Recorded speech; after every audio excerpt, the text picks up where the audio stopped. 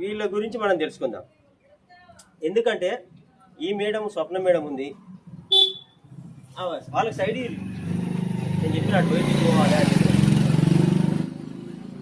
Nirmala madam, స్వప్న madam వీళ్ళు మీరు అనుకున్నంత మామూలు కాదు.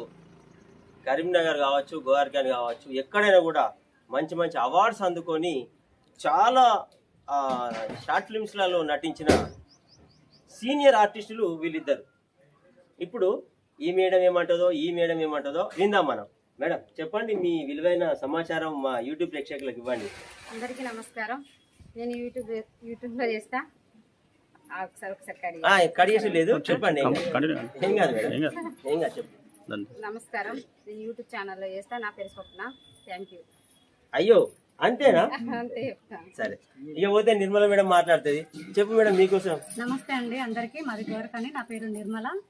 మేము ఇది రెండో షార్ట్ ఫిలిం సార్ దాంట్లో తీయడం. ఫస్ట్ కాసిపేట పెళ్లి చూపులు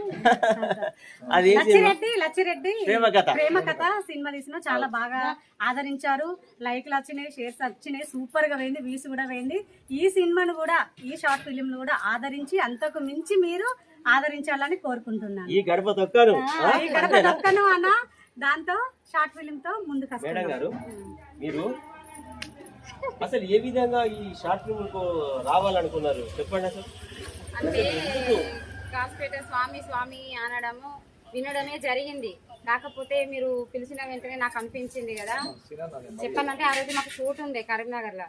కాకపోతే స్వామి గురించి ఒకసారి చూడాలి, అతని ఛానల్లో చెయ్యాలి, చాలా బాగా చూపిస్తాడు. కాకపోతే అందరూ చూపిస్తారు, కాకపోతే మీ ఛానల్లో చేయాలని ఇంట్రెస్ట్ తోటి వచ్చిన వాళ్ళు. చాలా బాగా చేస్తారు.